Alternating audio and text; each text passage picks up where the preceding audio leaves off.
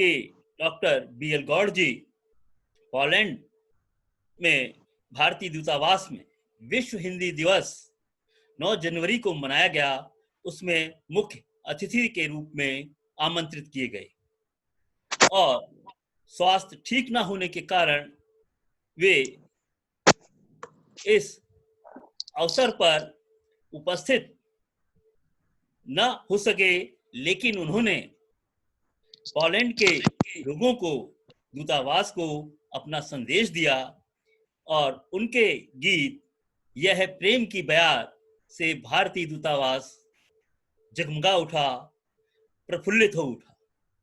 ऐसे BL गौड़ जी के साथ आज हम चर्चा कर रहे हैं। इस कार्यक्रम की शुरुआत में मैं BL गौड़ जी को बधाई दे रहा हूं, अपने उन मित्रों कैलिफोर्निया से डॉक्टर नीलू गुप्ता जी, जय वर्मा जी, बेल्जियम से कपिल जी, जापान से डॉक्टर रमा शर्मा, बल्गारिया से डॉक्टर मोना कौशिक और मॉरिशस से पूनम जी बहुत बधाई दे रही हैं और आपको सादर नमन कर रही हैं गौड़ साहब कि जी, वो नमस्कार। आपसे जुड़ी हुई हैं। उनको मेरा नमस्कार। हम बात शुरुआत कर रहे हैं कि गौड़ साहब ने किस प्रकार एक छोटे से परिवार, अलीगढ़ के छोटे से गांव से शहर आकर नौकरी, व्यवसाय और साहित्य सृजन, साहित्य सेवा में आए और किस प्रकार सामंजस्य बिठाया और आज इस मुकाम पर हैं। गौड़ साहब, यह बात आपकी जुबानी दर्शकों के लिए। बहुत बहुत धन्यवाद शुक्ला जी, आपने मुझे यहाँ याद किया इस तरीके से। तो मैं, जैसा कि आपने शुरुआत की है कि गांव कोमला, जनपद अलीगढ़, उत्तर प्रदेश में मेरा जन्म हुआ, तो मेरा मानना है कि जीवन के कुछ पड़ाव होते हैं और जैसे बचपन हो गया, बालकपन, लड़कपन, युवावस्था, प्रौढ़ता, अवकाश, वानप्रस्थ, संन्यास आदि। तो जब हम ये बातें तभी संभव होती हैं जब हम ये मान के चलते हैं कि हमारा जीवन 100 साल का है, लेकिन इसके अपवाद बहुत होते हैं और हमने जीवन में बहुत सारे अपवाद इसके देखे। तो मैं शुरुआत करता हूं कि 1947 एक ऐसा माइलस्टोन है हमारे सबके जीवन का, जो खासकर मेरे समकक्ष हैं या जिन्होंने उसे देखा। तो मैंने उसे देखा, आप सभी जानते हैं कि 3 जून 1947 को तो कागजों पर देश का विभाजन हुआ और 15 अगस्त 1947 को लाल किले पर नेहरू जी ने झंडा फहराया। उस समय हम करीब 10 वर्ष की आयु थी, तो पिताजी ने कंधे पे बिठा करके और हमें वो सब कुछ दिखाया। वो सारी बातें याद हैं और कुछ ईश्वर ने ऐसी मेमोरी दी है कि कक्षा 3 में और 2 में जब हम पढ़ते थे तो तब की तमाम बातें हमारी जहन में कैद हैं। तो 2 साल उसमें जब ये हुआ, दिल्ली का माहौल बहुत खराब होने लगा, तो पिताजी ने 2 साल के लिए 2 साल के लिए हमें गांव छोड़ दिया और जब सब शांत हो गया सब कुछ, तो फिर वहां से हम फिर दिल्ली आ गए। और दिल्ली में चांदनी चौक में एक स्कूल है, उमराव सिंह प्राइमरी स्कूल, वहां से हमने 4वीं पास की। और आज चांदनी चौक में जहां आप घुसते हैं तो लेफ्ट साइड में पहले लाल मंदिर है, फिर गौरी शंकर मंदिर है, इन दोनों के बीच में उमराव सिंह प्राइमरी स्कूल है। और इसके सामने राइट साइड में जहां आज लाजपत राय मार्केट है, वहां पूरा घोर जंगल होता था। उसमें जंगल जलेबी के पेड़ होते थे। हम जब स्कूल से वहां जाते थे तो उनको बच्चे जो थे और जो उधर के रहने वाले थे, तो वहां गुड़वाली धर्मशाला में हमारा घर था और जब उसका किराया, यानी समझ लीजिए कि आप 47-48 में ₹2.25 था, यानी ₹1.12 बाद में बढ़कर के सेठ सत्यनारायण गुड़वाले थे दिल्ली के, और उन्होंने शायद, आज डॉक्टर हरीश नवल से मेरी बात हो रही थी तो वो कह रहे थे कि हमारा हिंदू कॉलेज उन्होंने ही शायद बनवाया था, उन्होंने नींव रखी थी। और वो शख्स थे कि जिन्होंने 1946 से पहले, मुझे याद नहीं सन जो है, अंग्रेजों को 4 करोड़ रुपया दिया था, इसलिए कि वो अपने एम्प्लॉइज की तनख्वाह दे सके। ये उनका वजूद था उस जमाने में, सेठ सत्यनारायण गुड़ वाले। तो मेरे पिताजी से अच्छी उनकी थोड़ी सी राम राम अच्छी थी। एक दिन मैं वहां कंचे खेल रहा था बाहर, तो वो आए, उन्होंने कहा कि पंडित यादराम भाई महंगाई बहुत ज्यादा हो गई, तो मकान का किराया बढ़ा दो। तो कह जी आप ही बढ़ा लो, कितना बढ़ाना चाहते हैं? तो उन्होंने कहा हम 2.25 से 3.5 कर देते हैं। तो पिताजी ने कहा देख लो सेठ जी कुछ ज्यादा है, अच्छा तुम 3 रुपए दे देना। उस 3 रुपए वाले मकान में मैं बीएससी तक करने तक उस मकान में रहा। बल्कि मैं आपसे कहूं कि रेलवे में जब मैंने ज्वाइन किया 19 फरवरी 1958 को, उसी मकान से ज्वाइन किया और वहां से ये यात्रा इस तरह से शुरू हो गई। और कैसे ये 8 दशक बीत गए कुछ पता नहीं चला। और फिर वहां से उस स्कूल से निकल के रामजस स्कूल नंबर 1 दरियागंज, उसके बाद रामजस कॉलेज दिल्ली विश्वविद्यालय, और 1958 में नौकरी ज्वाइन की। इस दौरान में कई अहम घटनाएं हुई। एक तो मैंने आपको वही बताया कि 1947 की ही बात है, जब तक हम दिल्ली में ही थे, तो हमारे घर के बाहर सड़क पर एक दुकान थी, नूर मोहम्मद। उसे सारा मोहल्ला, जो बच्चे थे हम, चाचा नूर मोहम्मद कहते थे। और वो मस्ती में जब आते, उनकी कोई वहां पर वो नहीं थी, फैमिली नहीं थी, तो बच्चों को कभी जलेबी खिला देते, कभी कुछ खिला देते, लाइक दैट। तो जब लोग मुसलमानों को मारने लगे हमारे मोहल्ले में, क्योंकि जब उन्होंने देखा कि पंजाब से गाड़ी की गाड़ी कटी हुई लाशों की आ रही है, गांधी जी उस समय नोआखाली में थे, और ये सब देख करके हिंदुस्तान के लोग बहुत विचलित हो गए। तो दिल्ली में भी ये कार्य शुरू हो गया कि जहां कोई मिले उसे मारो। तो बल्कि मुझे आज तक याद आती है कि मेरा एक दोस्त था रहमतुल्लाह, हम लोग दोनों मिलके कंचे खेलते थे। एक दिन सुबह हुई और मैं उसके यहाँ जाने लगा, तो पिताजी ने कहा नहीं ठहरो मैं चलता हूँ, तुम मत जाओ। देखा तो वहाँ कोई भी नहीं था, पूरा मोहल्ला खाली हो चुका था। तो इस तरह से वो भी एक याद बनी हुई है। तो एक दिन रात को 11-12 बजे चाचा नूर मोहम्मद भाग करके पिताजी के पास आए, कहने लगे कि हमारी दुकान के पीछे कुछ खुसर फुसर हो रही है और वहां मैं अकेला हूँ, तो पंडित जी मैं आपके यहाँ रहूंगा। पिताजी तो हमारे एक तरह से मैं कहूँ कि आज नहीं है, वो बड़ी उनकी जो आत्मा थी बहुत पवित्र थी, देवता टाइप थे। कहने के कोई बात नहीं नूर मोहम्मद तुम यहीं रहो। उसके बाद कहने के तुम्हें छोड़ेंगे नहीं लोग, मेरे गांव के भी यहाँ बहुत लोग हैं जो इसी तरह का काम करते हैं, तुम ऐसा करो तुम हिंदू हो जाओ और अपनी जान बचाने के लिए, वो मानेंगे नहीं इस वक्त। तो मुझे याद है पिताजी ने एक धोती दी उनको, एक आधी वो एक आधी बाजू की एक बंडी थी जो पिताजी कभी कभी पहनते थे, वो दी, और उनका चोटी उटी भी रखवा दी, और इस तरह से उन्हें नूर मोहम्मद से राम सिंह बना दिया। और वो राम सिंह जब तक रहे वहां पर, मुझे, मैं तो खैर आगे बढ़ गया, जब वो गए हैं किसी रिश्तेदार के साथ, पता नहीं वो उन्नाव गए या लखनऊ गए, कहाँ गए, तो वो कहने लगे पंडित जी अब मैं जा रहा हूँ और ये दुकान मैंने आपके ही गांव के हैं पंडित रामचंद्र, उनको दे दी है। तो वो इतना किस्सा मुझे याद है कि उसके बाद वो चले गए। तो पिताजी इस तरह के थे, हमारी उनकी नेचर जो थी।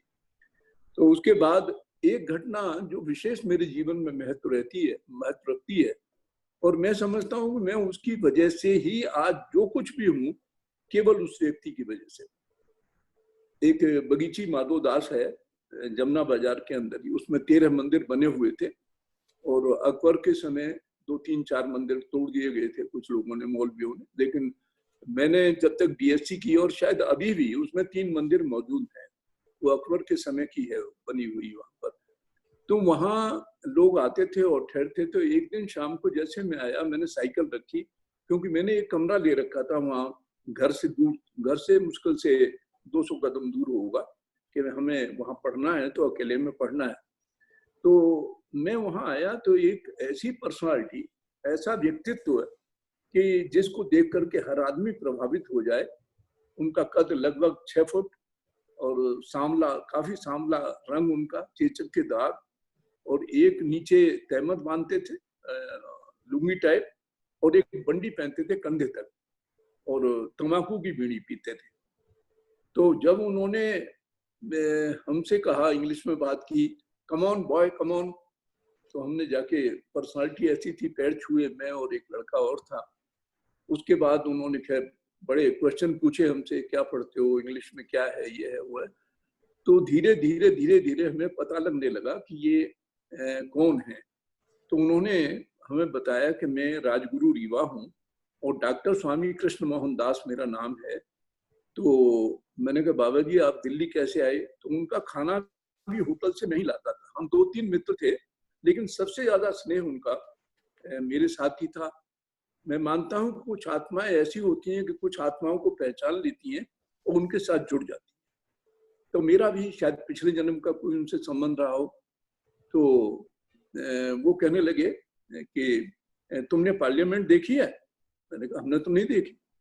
तो उनके लिए लीला राम साड़ी वाले एक चांदनी चौक में बहुत बड़ा साड़ी का कारोबार था, वो अपनी कार भेजते थे। एक नीले रंग की एम्बेसडर थी, उसमें बैठ करके बाबा जाते थे सारे दिन इधर उधर। तो पहले दूसरे तीसरे दिन उन्होंने एक इकन्नी हमें दी। इकन्नी होती थी उस समय, एक रुपए में 16 आने होते थे, तो उसका 16वां भाग इकन्नी कहलाती थी। कहने के जीपीओ जाओ, और वहां फोन नहीं होते थे जैसे आज हमें ये सुविधाएं मिली हुई हैं, वहां सब कुछ नहीं था ये। तो हम गए और जो पोस्ट ऑफिस का टेलीफोन था उसमें इकन्नी डाली, और हमने वो जो फोन उन्होंने लिख के दिया था वो हमने मिलाया। तो उधर से आवाज आई, बड़ी रौबदार आवाज, हु इज स्पीकिंग? मैंने कहा, जी मैं, नाम बताया। किसने भेजा तुम्हें? मैंने कहा, डॉक्टर स्वामी कृष्ण मोहन दास का। कहाँ पर हैं वो, हमें बताओ, फटाफट बताओ कहाँ पर है। मैंने कहा, ये तो उन्होंने मना किया है, उन्होंने सिर्फ ये पूछा है कि कल नेहरू जी वहां पर हैं या नहीं है। तो खैर उन्होंने बता दिया कि यहीं है, पार्लियामेंट में ही है और सब यहीं रहेंगे। बस वो फोन रख दिया हमने। दूसरे दिन हमें गाड़ी में बिठा के वो पार्लियामेंट ले गए। तो उनके रुतबे की क्या, उनका एक योगी की क्या मानसिक दशा होती है, क्या होता है। उन्होंने वहां एसपी खड़ा था एक सरदार, उसको बुलाया और कहा कि इन दोनों बच्चों के पास बना दो और दीर्घा में बिठा। वो पहचान नहीं पाया, तो फिर उन्होंने कहा, मिस्टर आई एम डॉक्टर स्वामी कृष्ण मोहन दास राजगुरु रीवा। इतना कहते ही उसने सलूट मारा और हमको जाकर के वहां बिठा दिया। तो मैं उस दृश्य को आपको बताना चाहता हूँ कि वो व्यक्ति क्या था और मुझे कैसे मिला। जब वो पार्लियामेंट में घुसे तो सबसे पहले लाल बहादुर शास्त्री उठकर आए, उनके पैर छुए। उसके बाद जगजीवन राम आए, उनके पैर छुए। फिर गोविंद बल्लभ पंत उठने लगे तो उन्होंने दोनों कंधे से पकड़ के उन्हें बिठा दिया। बाद में बताया कि इनको लाठियां लगी थी कमर में, तो इनको झुकने में बड़ी तकलीफ होती है। हम देखते रहे ये सारा तमाशा, और करीब 15 मिनट के बाद नेहरू जी आए। तो आजकल जैसा नहीं था ताम झाम सब मंत्रियों का, बगल में एक फाइल थी और बस वो फाइल बगल में थी और कुछ नहीं। और वो ये अचकन वगैरह में बहुत जल्दी जल्दी वहां से जा रहे थे, तो उनको देखा, वहीं रुक गए। कब आए आप? अब बताते भी नहीं है कब आया, कब आना है, कब नहीं जाना है। तो फिर बाद में जो हम बाहर निकल के आए तो कहने लगे, बच्चों तुम जाना चाहोगे कि अभी देखोगे दोपहर? मैंने कहा, हम तो जाना चाहेंगे। फिर शाम को जब आए तो मैंने पूछा कि बाबा आप दिल्ली क्यों आए और नेहरू जी से क्या मतलब है? तो उन्होंने कहा, 1,47,000 का चेक है नेहरू जी का साइन किया हुआ, जो कि बाउंस हो गया है। और ये मैंने कैंप लगाए थे मेडिकल, तो मैं नेहरू जी से उसे दोबारा चेक लेने के लिए दिल्ली आया हूँ। करीब 2 महीने के करीब वो दिल्ली में रहे और भी बहुत से लोग उनसे मिलने आते थे। तो मुझसे एक दिन कहने लगे कि तुम जीवन में क्या बनना चाहते हो?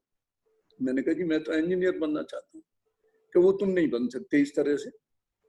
मुझे बड़ा दुख हुआ जब उन्होंने ये बात कही। कहने लगे, तुम्हारे पिता के पास इतना पैसा ही नहीं है कि वो तुम्हें 4.5 साल रुड़की में पढ़ाएं और तुम्हें डिग्री दिलवाएं? Not possible. तो मैंने कहा, बाबा बताइए फिर क्या करें? कि ये लो।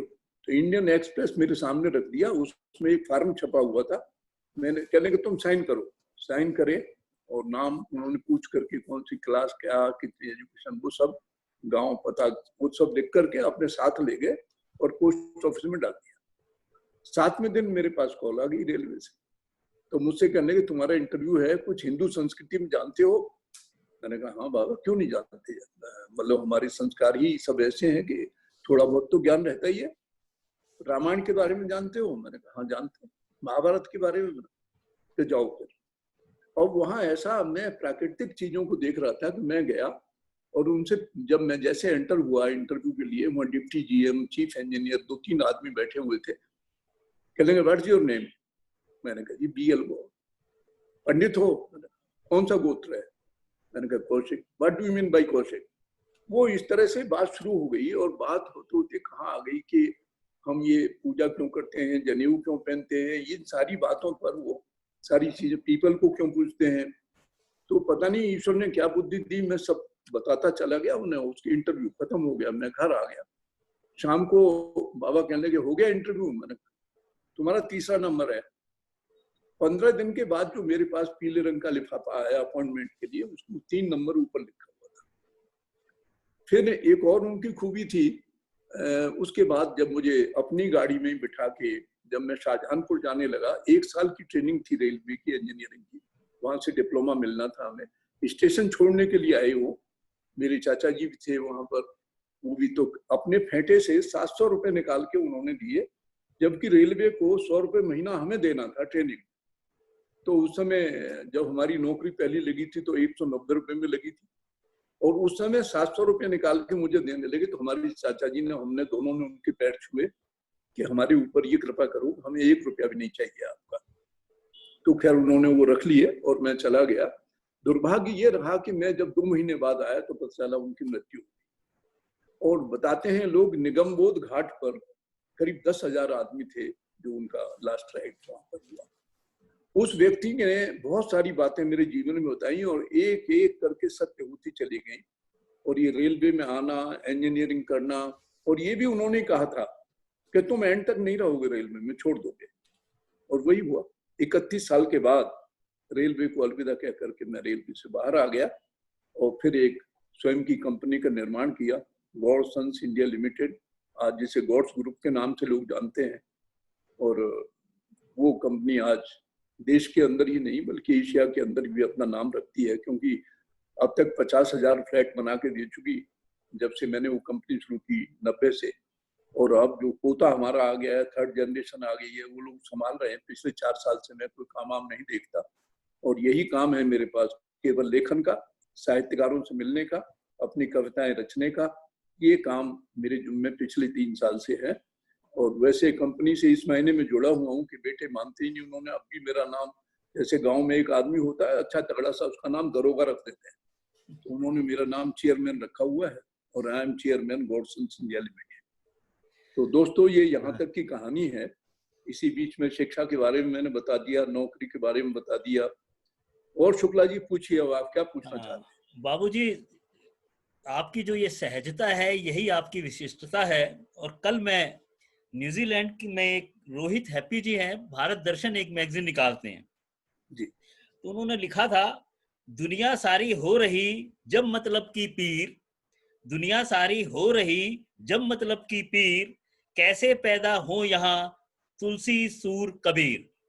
क्या बात है बहुत सुंदर। मुझे लगा पहली लाइन मुझे लगा, लेकिन जब जी। उनको दूसरी लाइन मैंने पढ़ी, कैसे पैदा हो यहाँ तुलसी सूर कबीर, वास्तव में तुलसी सूर कबीर अभी भी हैं, पैदा हुए हैं, लेकिन वे उस वेश में नहीं हैं। अब वे जिस आचरण में हैं, उस आचरण में उन संतों को, उन लोगों को पहचानना पाठक का और समाज का कर्तव्य बनता है।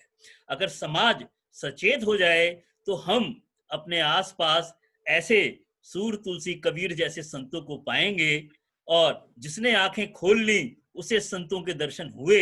अगर आप आंखें नहीं खोलना चाहते, उसका कोई कुछ नहीं कर सकता। इसी संदर्भ में मैं आपसे अगला प्रश्न ये कर रहा हूं कि आपको जीवन में किन साहित्यकारों ने प्रभावित किया, जिसके कारण आप सहृदय हैं, संवेदनशील हैं, लेकिन इस कर्म में आप किस प्रकार के साहित्यकारों से प्रभावित होकर आए? जी धन्यवाद शुक्ला जी। कहीं न कहीं से तो शुरुआत होनी थी। तो मैं केमिस्ट्री, फिजिक्स, मैथमेटिक्स का विद्यार्थी और दिन रात अपनी वही क्लास वर्क, होम वर्क में लगा रहता था। तो मेरे चाचा जी दिल्ली कोतवाली में चांदनी चौक में ASI थे।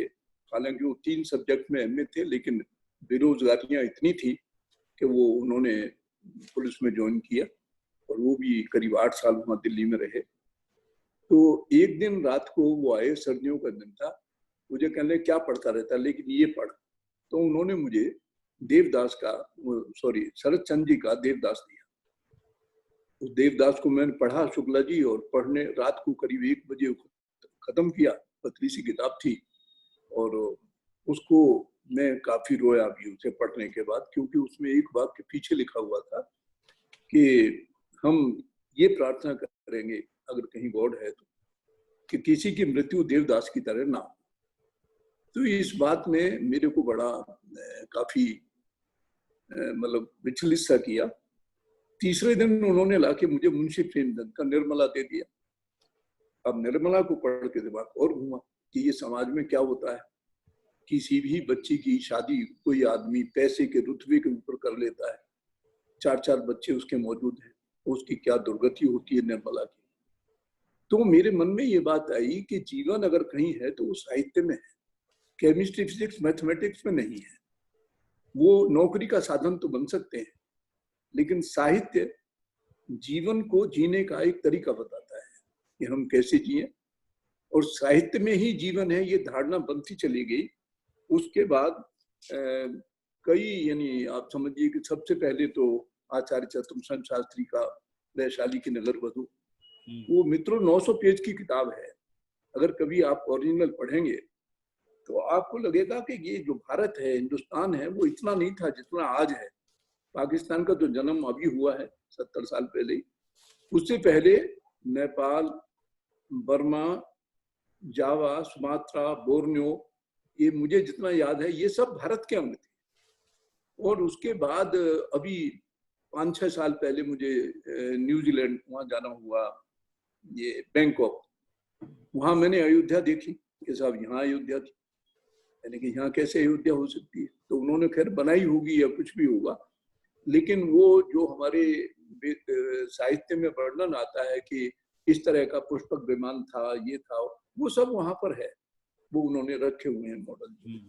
तो वो देखा, वहां भी मैंने हिंदी संस्कृति को देखा।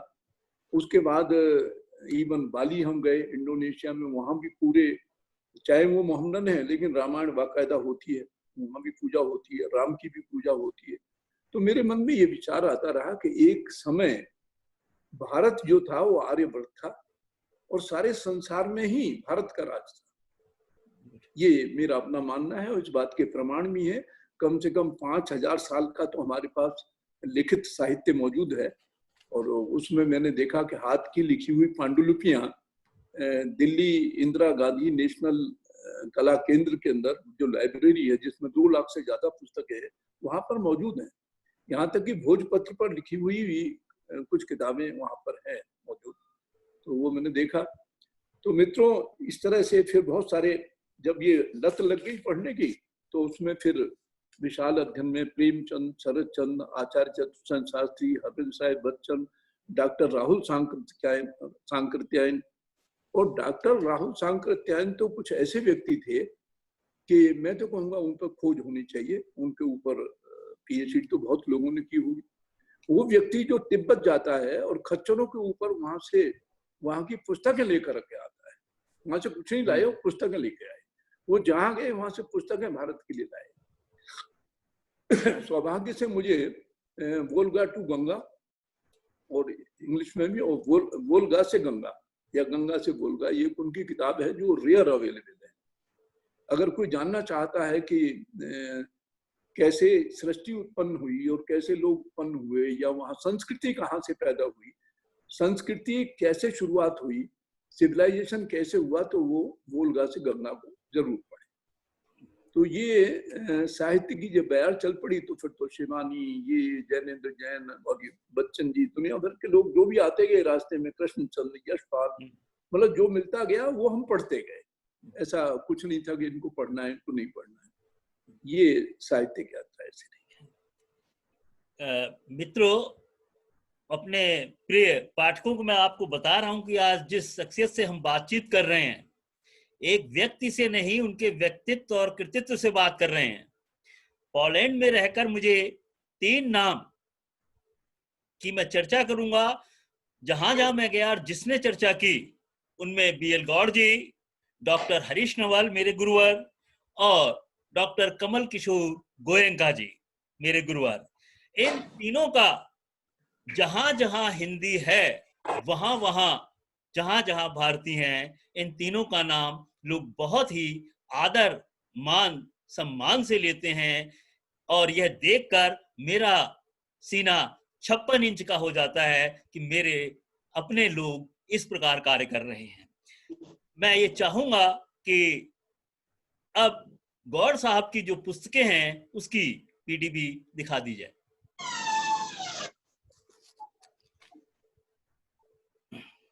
अभी शुक्ला जी थोड़ा सा कोई नहीं, व्यवधान हो हाँ गया है, कोई अभी नहीं, वो शायद वही लेने गए हैं वो लोग। हाँ हम बात कर रहे हैं कि आपने कहानी लिखी मीठी जी। तथा कहानियां। हम्म।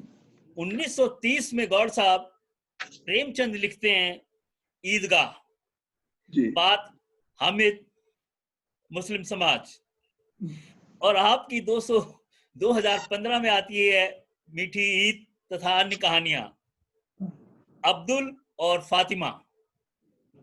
जी। प्रेमचंद जी से तो मैं पूछ नहीं सकता कि ये पात्र उनके मस्तिष्क में कैसे आया, कैसे इसकी संरचना की। आपसे ये पूछ सकता हूं, ये पात्र आपके जीवन में आपने कहां देखे और किस रूप ने उस पात्र को आपने प्रभावित किया और आपने उस पर लिखा। मीठी ईद। ये जो मीठी ईद कहानियों की पुस्तक है, इसमें 10 या 11 कहानियां हैं। नाम उसका मीठी ईद है क्योंकि पहली कहानी, आवाज आ रही है शुक्ला जी? हाँ आ रही है। अच्छा, पहली कहानी मीठी ईद है जो कि एक सत्य कथा है, और उसको सुनाने से तो कोई फायदा नहीं, क्योंकि आपने पूछा है अब्दुल, फातिमा, इन सब लोगों के बारे में। तो मेरा एक तू मैं होने के बाद किसी बड़े अफसर से मेरा तबादला जम्मू कर दिया गया, और जम्मू उधमपुर रेलवे लाइन बन रही थी, तो मैंने जाके वहाँ चार्ज लिया। वहाँ एक तो उस कहानी के जो, जिन्हें कहना चाहिए गवाह, राजेश महाजन आजकल दिल्ली मेट्रो में डिप्टी चीफ हैं, उस समय मेरे वो असिस्टेंट थे। और एक और थे अश्विंदर सिंह, वो शायद वहीं जम्मू की तरफ ही कहीं सेटल हो गए। तो मैंने एक पुल पे मैं काम कर रहा था, वहां मैंने देखा एक कश्मीरी युवा करीब 28 या 30 साल का हुआ। तो वो काम करता है और वहाँ बड़ा दुखी रहता है बहुत ज्यादा। तो मेरा पता नहीं अनायासी क्यों ऐसा होता है, या तो मेरे पुनर्जन्म के कुछ कर्म हैं जो ऐसे लोग मिल जाते हैं। तो मैंने एक दिन उसे बुला के पूछा कि तुम्हारा नाम क्या है? कि मेरा नाम सर अब्दुल है, और जिस गांव से निकल के आप आते हैं, जीप आपकी आती है उधर से, उसका नाम मझीन है जो ऊपर है। तो मैंने कहा तुम मझीन के रहने वाले हो? मैंने कहा अच्छा, एक दिन चलेंगे तुम्हारा घर देखेंगे। तो कह नहीं बाबूजी घर मत आइएगा, आप बड़े साहब हैं, हम बहुत गरीब लोग हैं। मैंने अच्छा घर में कौन है? घर में कि 2-3 बकरियां हैं और मेरी बीवी है और मेरे 2 बच्चे हैं। तो मैंने कहा फिर वहां क्यों नहीं आने देते हो? हम नहीं चाहते हो कि हम आए? मैं तो चाहता हूँ मजीद गांव को देखा जाए।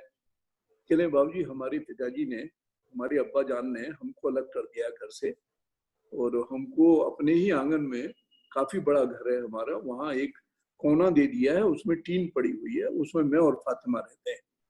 तो मैंने कहा तुमने क्या गलती की? कि मैंने गलती ये की कि मैंने प्यार किया।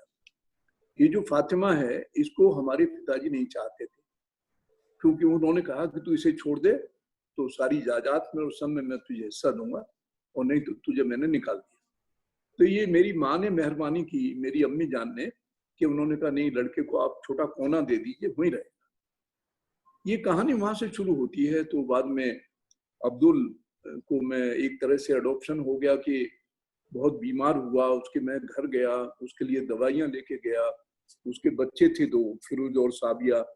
वो बच्चे बिल्कुल ऐसे थे, एकदम गोरे चिट्टे, लेकिन हाथ पैरों पर मैल जमा रहता था वो।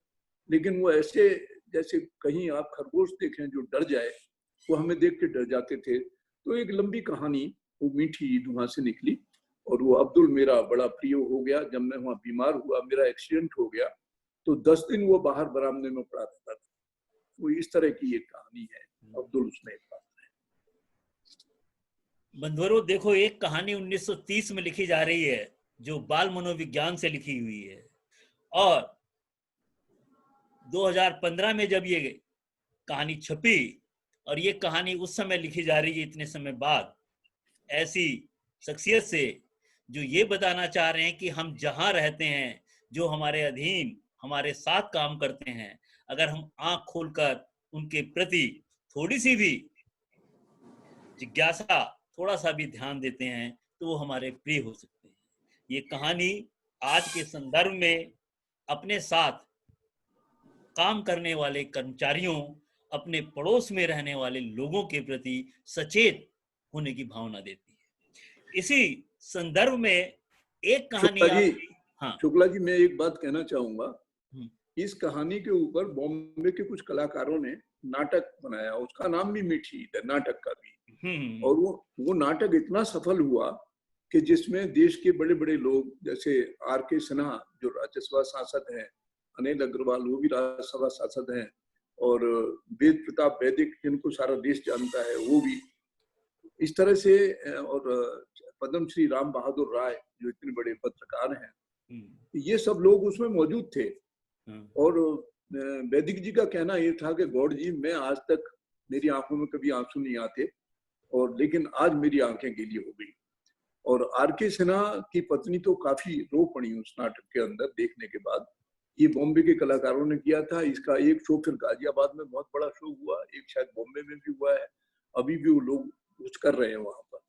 तो इस मीठी कहानी से इतने प्रभावित हुए ये बम्बई के कलाकार। एक सच्चा साहित्यकार पाठक के साथ, दर्शक के साथ एक तादात्म्य बनाता है, की स्थिति पैदा करता है, अब वो पात्र उसके अपने लगते हैं। जब हमें ये लगने लगता है कि ये पात्र हमारा है, तब हम अब उनसे भाव विभोर होते हैं। इसी संदर्भ में एक दूसरी कहानी आपकी पुल जो है, और पुल कहानी के अंदर शशांक, एक बच्चे का, जो घर से भागकर बच्चे चले आते हैं और किस प्रकार से प्रियांक भटक नाम, जाते हैं। प्रियांक नाम था पुल। हाँ, मुझे याद आ गया। हाँ, जी जी, दो भाई हैं वो, प्रियांक और एक मयंक। हाँ, तो वो भी एक सच्ची घटना है। हम्म, मेरी आदत आज भी है कि मैं सुबह 2 किलोमीटर घूमने जाता हूँ। और ये बात करीब करीब 3 या 4 साल पहले की है। योजना विहार में हम रहते थे, अब आजकल तो नई दिल्ली में रह रहे हैं। तो वहां मैं जैसे घूमने के लिए निकला तो अनायास वो मेरा लड़का, वो जो मेरी नजर जो थी उस लड़के पे पड़ी। गोरा चिट्टा लड़का, 15-16 साल का, और आई साइड का चश्मा लगाया हुआ, और पीछे जो बच्चे लटकाते हैं ना बस्ता सा, हैक सैक या क्या बोलते हैं, बैग सैक, वो था। और सुन सा चुपचाप बैठा हुआ है वो। तो मैं बजाय सैर पर न जाने के उसके पास आ गया। तो मैं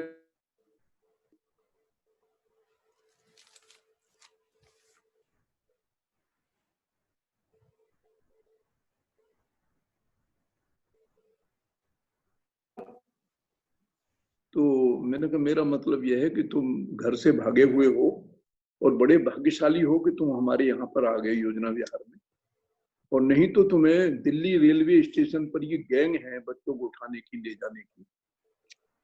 एक सेकंड शुक्ला जी।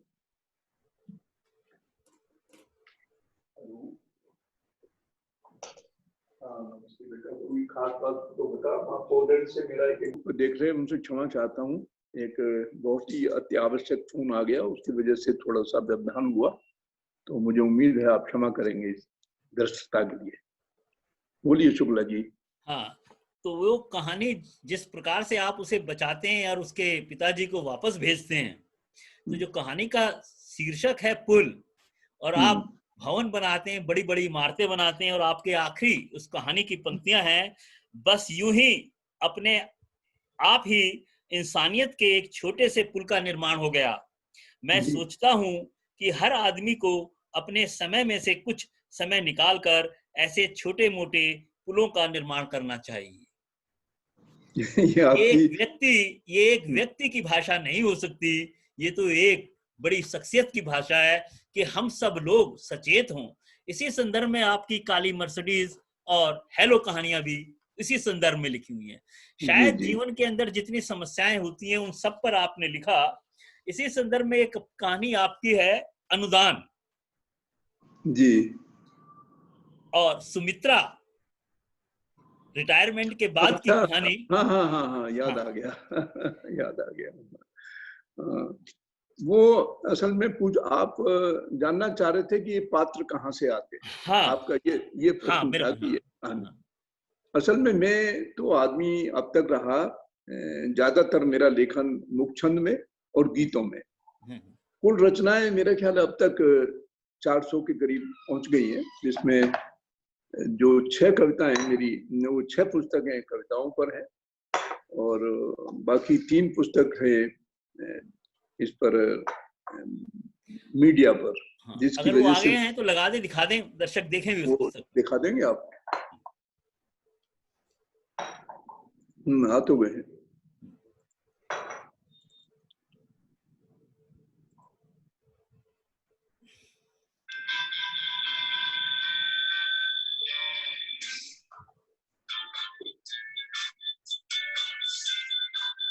देख पा रहे हैं? हाँ, ये दर्शक देख रहे होंगे जरूर। 12 पुस्तकें, आखिर कब तक कविता संग्रह, लोकतंत्र में खोया लोकतंत्र, नींव से नाली तक, एक दिन यूं ही, कब पानी में डूबा सूरज, यथार्थ से संवाद, मीठी ईद तथा अन्य कहानियां, जाती हुई धूप, तंत्र के पंजों में लोकतंत्र, कैसे बने विश्वकर्मा,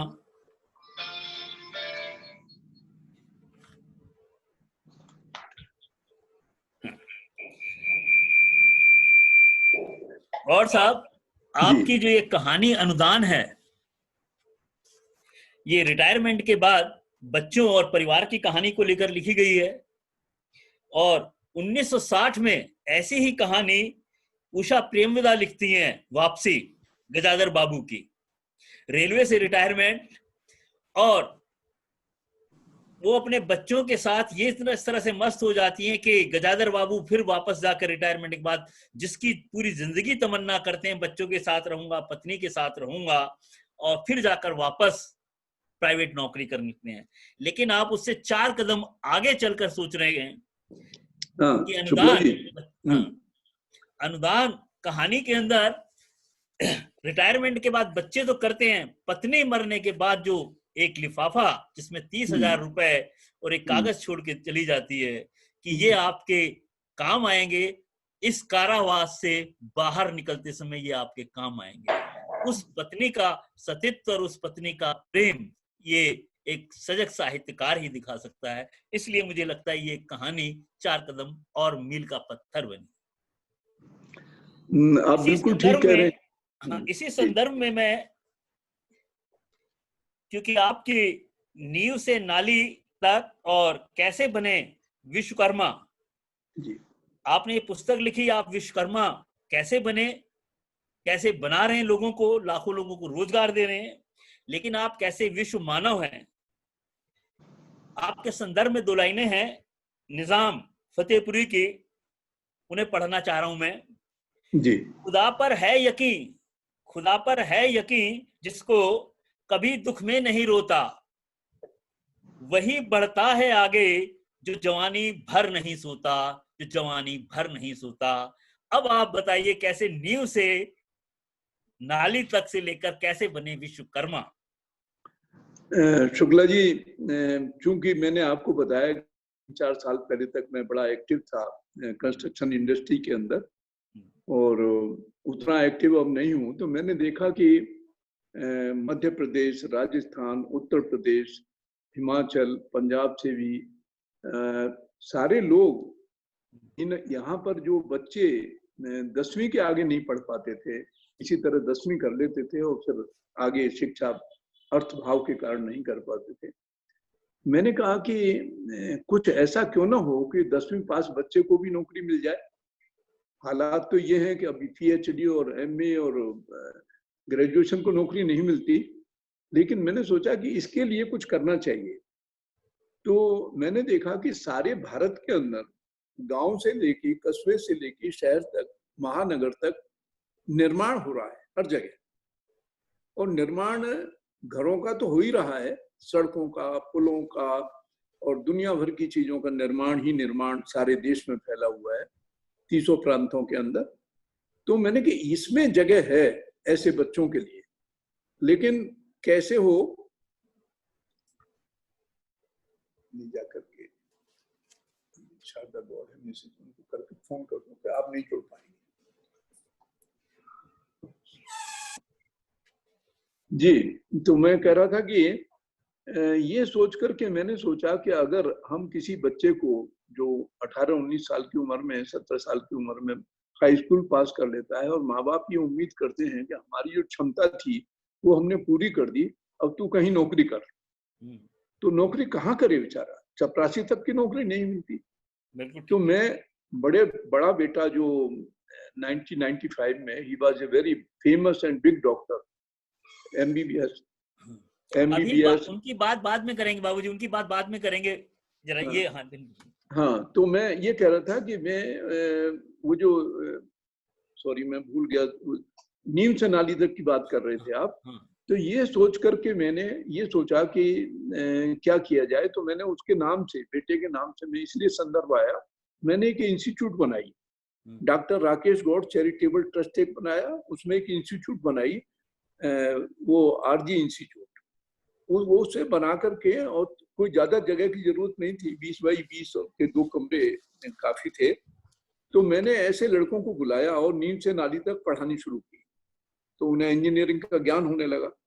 हमने कहा इससे तो बात नहीं बनेगी, तो मैं उत्तराखंड किसी काम से जाना हुआ, तो वहां के मंत्री जी जो आज केंद्र में भारत सरकार के मानव संसाधन विकास मंत्रालय का भार लिए हुए हैं, डॉक्टर रमेश पोखरियाल निशंक। अब वो लेखक भी हैं, तो मैं उनसे मिला, उनको मैंने अपनी 3 या 4 किताबें दी और एक किताब ये भी थी। तो वो आमतौर पर साहित्यकार ऐसी किताबें नहीं लिखते, तो वो कहने लगे ये क्या है। मैंने कहा जी ऐसे ऐसे मैं चाहता हूँ कि 10वीं पास बच्चों को रोजगार मिले। तो उनके जो सलाहकार थे डॉक्टर राजेश नैथानी, वो उनके साथ थे। कहने नैथानी, हमने तो एक आशीर्वाद योजना चलाई हुई है बच्चों के लिए, कह लेंगे इस किताब को छपवा करके सब बच्चों में बांटो, इंस्टीट्यूट में भेजो, इसको पढ़ें, और जैसा गौड़ साहब अपने यहाँ कर रहे हैं उनको इंजीनियरिंग के निर्माण का काम समझाया जाए। तो खैर वो उन्होंने 1600 किताबें छपवाई, और मेरा दुर्भाग्य ये रहा कि 2 महीने के बाद उनकी सेवाएं केंद्र में बुला लिया गया उन्हें, और उसका परिणाम ये है कि आज वो सारे भारत के मानव संसाधन से विकास मंत्रालय में मंत्री हैं, केंद्र में मंत्री हैं। लेकिन मैंने हार नहीं मानी, उन किताबों में से करीब 300-400 किताबें मैं ले आया यहाँ दिल्ली, और फिर मैंने उसमें से 2 किताब जो हैं मानव संसाधन मंत्रालय को ही भेज दी। उन्होंने NIOS, इनकी एक स्कीम है, national institute of open schooling, उसके हेड थे डॉक्टर जैना, जो आजकल अंबेडकर यूनिवर्सिटी में डीन है या क्या है। उनको किताब बहुत पसंद आई, साउथ इंडियन है वो, लेकिन उन्होंने जब पढ़ा उसको, हिंदी अच्छी पढ़ लेते हैं वो भी, कहने लगे ये किताब तो हमारे बहुत काम की है, गौड़ जी को बुलाओ। मुझे बुलाया, कहने लगे भाई आपको 2 महीने हमें से अपनी सेवाएं देनी पड़ेंगी। तो 3-4 इंजीनियरों को बुलाया, एक समिति बना दी गई, और उसको ये 2 महीने में एक कोर्स तैयार हुआ है, नीम से नाली तक। डॉक्टर जैना ने लिखा है अपनी भूमिका में कि अगर ये किताब नहीं मिलती तो शायद ये कोर्स भी तैयार नहीं होता। तो आज भारत में 17 इंस्टीट्यूट्स में, 17 संस्थानों में ये किताब पढ़ाई जा रही है। कंस्ट्रक्शन सुपरवाइजर इसका नाम है, कंस्ट्रक्शन सुपरवाइजर कोर्स 6 महीने का है ये, और इससे अब तक हजारों विद्यार्थी नौकरी पा चुके हैं। तो ये तो थी 2-3 स्टोरी की बात, कि 2-3 मंजिले मकानों की बात। अब उसके 2011 की मैं बात बता रहा था आपको, और 8 साल के बाद फिर मेरे दिमाग में ये बात आई कि भाई BL गौड़, तुम तो काम करते हो 35 मंजिल का, 30 मंजिल का, बहुमंजिली इमारतें बनाते हो, तो ये 10वीं पास लड़के तो नहीं सीख पाएंगे। इस पे एक किताब लिखी जाए। फिर से हिंदी में एक किताब लिखी, कैसे बने विश्वकर्मा, और उसका मुझे इस बात का फक्र है कि मानव संसाधन विकास मंत्री जो है अपने रमेश पोखरियाल जी, उन्होंने भरे मन से, जिसमें करीब 1000 स्टूडेंट थे, उन्होंने कहा देखो आपको काम ऐसा करना चाहिए, ऐसी किताबें भी लिखनी चाहिए जो लोगों को रोजगार दे सके। तो वो मुझे बड़ी प्रेरणा मिली। अब उसी तरह से इसी कड़ी में एक और किताब आने वाली है हिंदी में ही, वो है वाटर हार्वेस्टिंग। तो उस किताब को मैं ये चाहता हूँ कि अगर बाढ़ आती है तो लाखों लोग बेकार, वो सब्जेक्ट तो दूसरा है, लेकिन मैंने केवल उसका एक पक्ष लिया है, वो है सूखा। जब देश में सूखा पड़ती है तो आदमी सेप्टिक टैंक के पानी को भी इस्तेमाल करने से नहीं चूकते। महाराष्ट्र के अंदर ये उदाहरण हमारे पास है, रेलगाड़ियों से पानी ढोया जाता है, दिल्ली में कई कत्ल हुए हैं पानी भरने के ऊपर। तो रेन वाटर हार्वेस्टिंग एक विचार है मेरे दिमाग में। पहले तो मैं ये मानता हूँ, पहले हर आदमी के विचार में एक थॉट आता है, थॉट के बाद वो फिर मैं तो चूंकि इंजीनियर हूँ, उसे कागज पर उतारता हूँ, फिर उसको मैं प्रैक्टिकल रूप देता हूँ। तो वाटर हार्वेस्टिंग को मैं ले जाना चाहता हूँ कि देश के किसी कोने में कहीं सूखा ना रहे, चाहे वो राजस्थान हो और चाहे वो बुंदेलखंड हो, झांसी हो, कोई भी इलाका हो। मैं ये चाहता हूँ कि वहाँ की खेती भी हो और वहाँ पानी की कमी ना हो। गौर साहब, आपसे एक प्रश्न है और आपके साथ ही मैं और लोग जो दर्शक सुने उनसे भी प्रश्न है, अगर इसका मुझे उत्तर मिले। जी। किसी ऐसे साहित्यकार जिन्होंने इतना साहित्य लिखा हो, इंजीनियरिंग की पढ़ाई की हो, इतना नौकरी की हो, और फिर हिंदी में इंजीनियरिंग के ऊपर इस तरह से पुस्तक लिखी हो और जहां पढ़ाई जा रही है और लाखों लोगों को रोजगार मिल रहा हो, किसी अन्य कोई ऐसा साहित्यकार या कोई ऐसा व्यक्ति का नाम अगर किसी के समझ में आता है तो मैं जानना चाहता हूं कि मेरे ज्ञान के लिए वो बड़ा अच्छा रहेगा। गौर साहब, आप बताएं। मैं किसी ऐसे व्यक्ति से नहीं मिला। लोगों ने किताबें लिखी हैं हिंदी में, ऐसी बात नहीं है कि मैं ही अकेला हूँ, लेकिन ऐसी हिंदी में किताब नहीं लिखी, लिखी। इंजीनियरिंग की लिखी है, लेकिन उसके साथ फिर साहित्य भी, फिर हर विधा पर इतनी सब ये विविधता जो है, ये मैं पूछना चाह रहा हूँ। अब ये तो मैं क्या कहूँ। चलो कोई नहीं, आपसे नहीं, दर्शक कोई भी हो वो उस प्रश्न का उत्तर दे। अब मैं गौर साहब आपसे ये अगला प्रश्न ये कर रहा हूँ कि आपका जो साइकिल से लेकर रोल्स रॉयस तक का जो सफरनामा रहा, कितना सुखद रहा, उसके साथ साथ जो आपके जीवन का सबसे बड़ा जो पहला गीत था उस पर चर्चा करना चाह रहा हूं, जिससे एक इतना बड़ा साहित्यकार उभर कर आया जो प्रसाद निराला, नीरज की कड़ी में जुड़ गए। अब वो गीत और वो कैसे आपने लिखा उसको बताइए। वो कविता एक्चुअली आज मेरे पास नहीं है, लेकिन मैं फिर भी संदर्भ उसका सुना देता हूँ। वो था कि 95 में सबसे बड़े बेटे की 34 साल में जब डेथ हो गई, जो बहुत बड़ा डॉक्टर था, फेमस डॉक्टर था ऐसे कहना चाहिए। आज भी झांसी अगर जाएंगे, किसी टेम्पो वाले से पूछें डॉक्टर राकेश गौड़ के पास जाना है, तो अब तो वो है नहीं, लेकिन वो जानता है कि हाँ डॉक्टर राकेश गौड़, क्यों उनसे पैसे नहीं लेता था वो। इसका उसका इस तरह का विचित्र मानवता के लिए डॉक्टरी का पेशा अपनाया जिस व्यक्ति ने, जी, डॉक्टरी मानव सेवा के लिए जिन्होंने ये पेशा अपनाया, और मुझे पता लगा वो पैसे भी नहीं लेते थे और बहुत ही 4 लोगों के साथ जाके उन्होंने विवाह किया उस समय। ऐसे व्यक्ति के बारे में बात कर रहे हो। उसका खर्चा मैं चलाता था। और एक दिन मुझसे आगे कहने लगा कि पापा आप शादी की बात कर रहे थे। मैंने कहा, तो मैंने लड़की देख ली है। मैंने कहा कहाँ देख ली है? कि वो मेडिकल कॉलेज भोपाल में है और MS फाइनल है उसका, आप जाके देखा हो। मैंने भी मुझे क्या देखनी है, जब तूने देख ली है और पसंद कर ली तो मुझे पसंद है कि नहीं, आप जाके देखा। वो लड़की भी ऐसी सीधी कि मैं क्या बताऊं उसे, उसके वेशभूषा और वो देख करके मैंने कहा एक्सेप्टेड। और कहने लगे पापा शादी 1 रुपए की होगी। तो मैंने कहा ठीक है, लेकिन आपको सुन के हंसी आएगी। मैंने कहा वो 1 रुपया मेरे पिताजी को दिलवा देना तू। कहने लगे ठीक है। जब वहां से चलने लगे तो वो 1 रुपया देना भूल गए। तो बाद में मैंने उससे कहा, मैंने कहा यार तूने तो शादी फ्री में करी, 1 रुपया भी नहीं दिलवाया। तो वो इस तरह का व्यक्ति था, नहीं रहा। तो मैं दोस्तों उसके बाद एकदम मौन हो गया। जो तकलीफ थी उसने दिमाग को, दिल को और दिमाग को इतना जकड़ लिया कि एक शून्यता सी आ गई जीवन में। काम तो होते थे, लेकिन जैसे रोबोट करते हैं, रोबोट, उस तरह से मैं काम करता था, सारे काम कर ही रहा था। तो 1995 की ये घटना है। 2000 में जाके सबसे पहली कविता लिखी गई और वहां से एक साहित्यकार निकल करके आया। वैसे तो मैं जब निर्माण में 31 साल रेलवे में रहा तो मेरी डायरियों में मैं लिखता रहता था।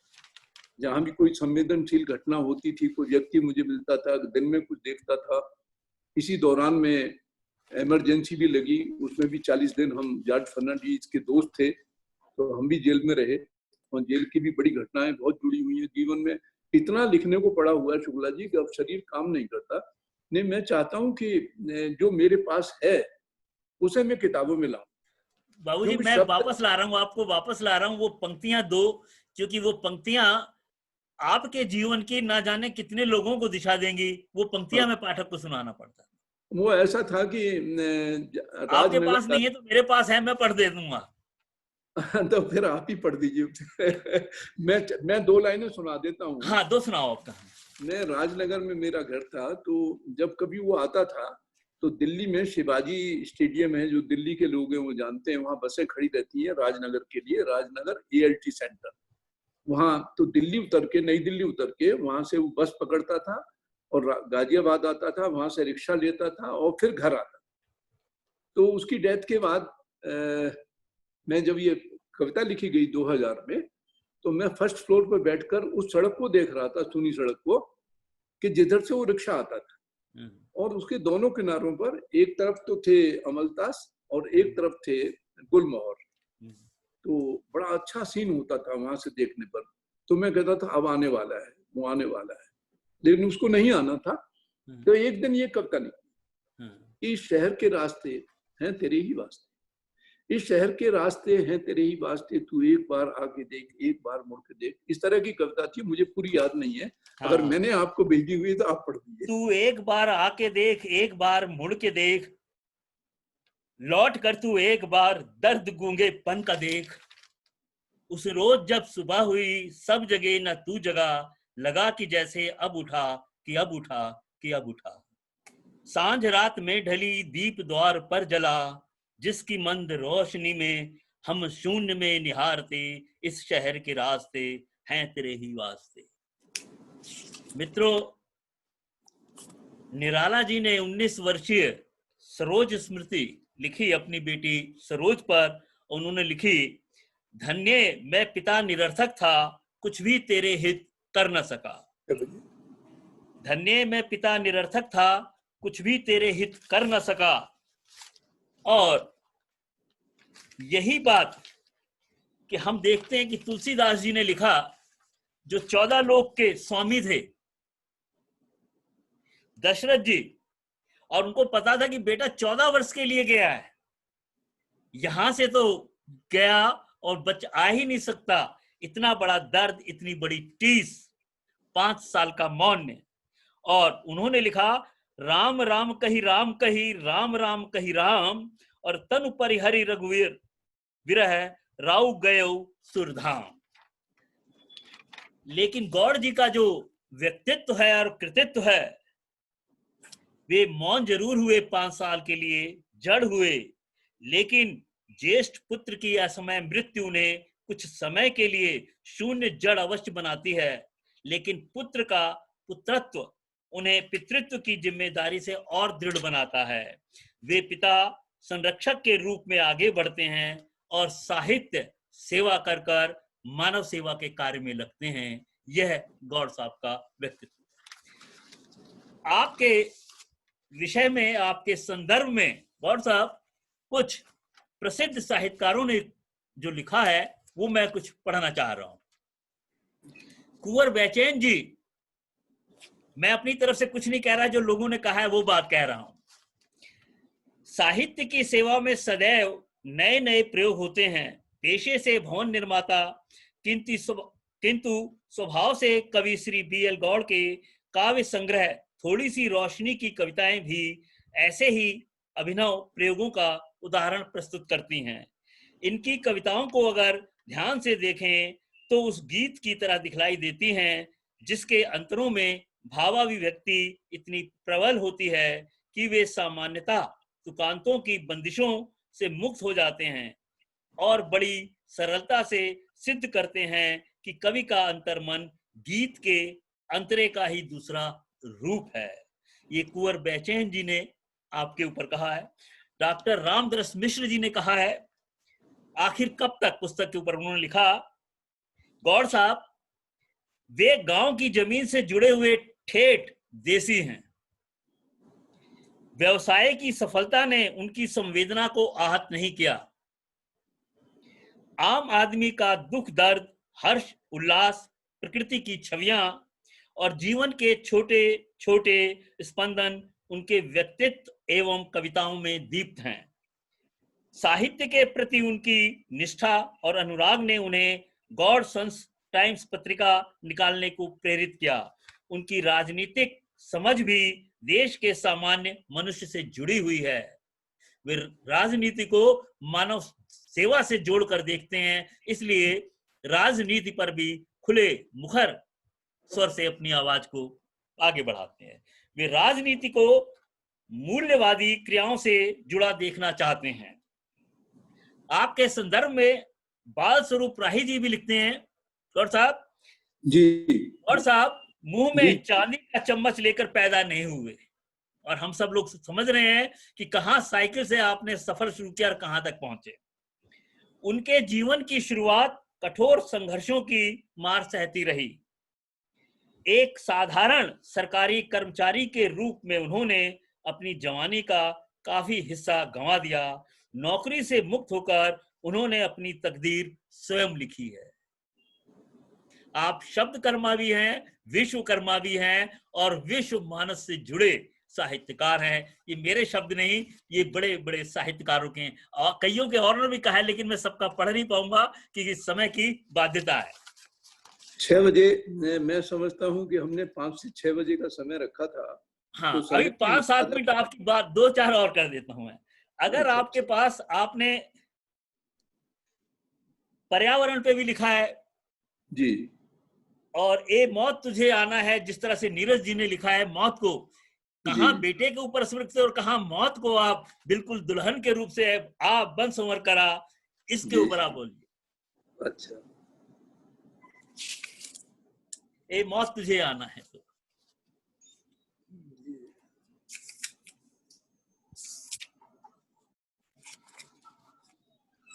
हाँ, तो जो मैंने बस ऐसे ही पता नहीं किस मूड में ये कई साल पहले ये कविता लिखी। हाँ। और ये आप जानते हैं कि साहित्यकार या कोई भी साहित्य से जुड़ा व्यक्ति उसके मूड के ऊपर डिपेंड करता है कि वो क्या लिख रहा है, या उस समय, या अक्सर तो मेरी कविताएं तमाम प्रकृति से निकलती हैं, बाद में दर्शन और प्रेम के रास्ते पर मुड़ जाती हैं।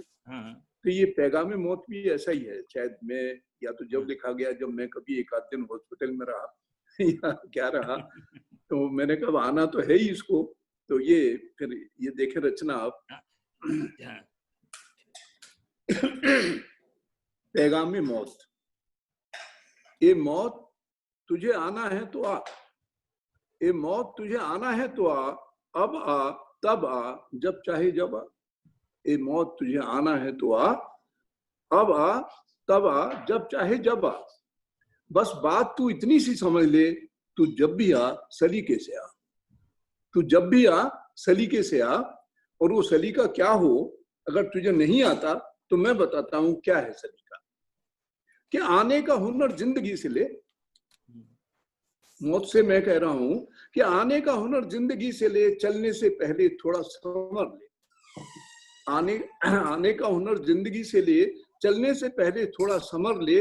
माथे पे बिंदी, आंखों में कजरा, हाथों में मेहंदी, बालों में गजरा, चूड़ी की खनक, चंदन की महक, आंखों में हया, चेहरे पे चमक, कदमों में हो गुनगुनाती गजल, फिर भले तू दबे पांव चलिया।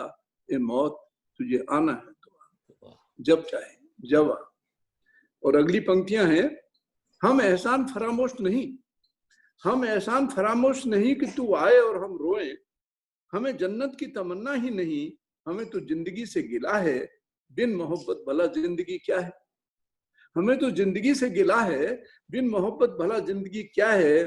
फिर ये मौका हम किस लिए खोएं, तू काली पीली आंधी सी ना। तू काली पीली आंधी सी ना आ, तू सुबह की ताजा हवा सी आ, तू जब भी आ सलीके से आ। और अंतिम पंक्तियां देखें कि तू शर्माती इठलाती बल खाती आ, तू शर्माती इठलाती, क्योंकि नीरज जी ने कहा था ना कि मौत ले कफन बढ़ी क्यों आंख डबडबा गई, सिंगार क्यों सहम गया, बाहर क्यों लजा गई।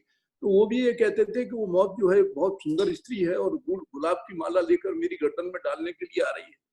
तो शायद उनकी प्रेरणा रही हो या उनकी कविता ने असर किया हो, तो उसी तरह से ये लाइन है कि तू शर्माती इठलाती बल खाती सी, तू शर्माती इठलाती बल खाती आ, तू गौमुख से निकली गंगा सी आ।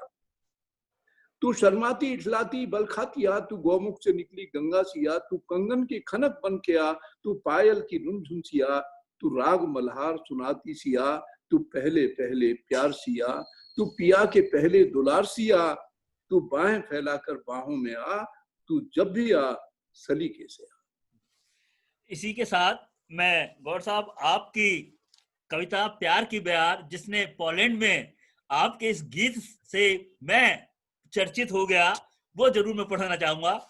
और ये प्यार की बयार जिसे छूले एक बार वो आदमी बेकार, रहे घर का न घाट का न काम का न काज का न राज का न पाठ का, डाकिये की भांति डोले, डाकिये की भांति डोले गली गली द्वार द्वार। एक बार छू लिया था इसने राधा रानी को, मारी मारी डोलती थी शाम की दीवानी वो, कान को सुनाई देती मुरली की तान बस, स्वप्न में दिखाई देते नंदलाल बार बार। एक बार छू लिया था इसने कालिदास को, राजसीली वास भूले भूले राज काज को, रचा गया ऐसे हुए वशीभूत, रचा गया मेघदूत भेजने को प्रेम पत्र रहे मेघ को पुकार। एक बार छू लिया था मीरा पट रानी को, विश्व भी न रोक पाया प्रेम की दीवानी को, रीति रजवाड़े की रोक नहीं पाई उसे, रोम रोम फैल गया कृष्ण का अपार प्यार। और एक बार छू लिया था देश के सिपाही को, एक पल को भूला जो बाबा और माई को, आता हुआ देख दुश्मन धार लिया सिंह रूप, दुश्मनों को मार वीर, देश पर हुआ निसार, देश पर हुआ निसार, देश पर हुआ निसार। साथियों, अगर गौर साहब के ऊपर बातचीत हो तो समय बहुत कम पड़ जाएगा जब भी चर्चा होगी, लेकिन मैं फिर पुनः आशा करता हूं कि गौर साहब के ऊपर दोबारा चर्चा हो, मैं उसका भागीदार बनूं। लेकिन अंत में केवल इतनी बात कहना चाहूंगा, निजाम ऐसा करो कुछ काम दुनिया नाम ले तेरा, निजाम ऐसा करो कुछ काम दुनिया नाम ले तेरा, वही शायर है अच्छा जो कभी नफरत नहीं बोता। आज आपके सामने जो शख्सियत, जो साहित्यकार, जिनका कृतित्व और व्यक्तित्व देश को, समाज को दिशा दे रहा है, वो बीएल गौर जी हैं। और उनके साहित्य की हर विधा, चाहे वो व्यंग की हो, वो व्यंग के माध्यम से भी धार देते हैं, चोट देते हैं, लेकिन किसी धर्म, किसी मजहब पर मजाक नहीं उड़ाते, एक दिशा देते हैं, समाज को एक साथ मिलने की भावना देते हैं। इन्हीं शब्दों के साथ मैं अपनी वाणी को विराम देता हूं। बहुत बहुत धन्यवाद गौर साहब। शुक्ला जी, मैं आपका धन्यवाद तो करता ही हूँ। मैं उन मित्रों का बड़ा आभार मानता हूँ जो अब तक 1 घंटे तक हमारे साथ फेसबुक पे जुड़े रहे।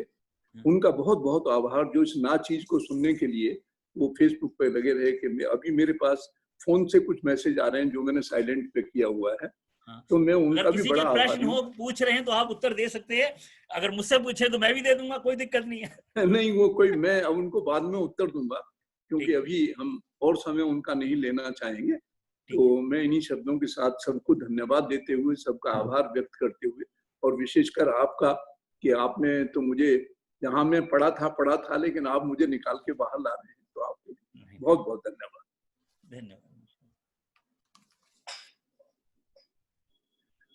इसको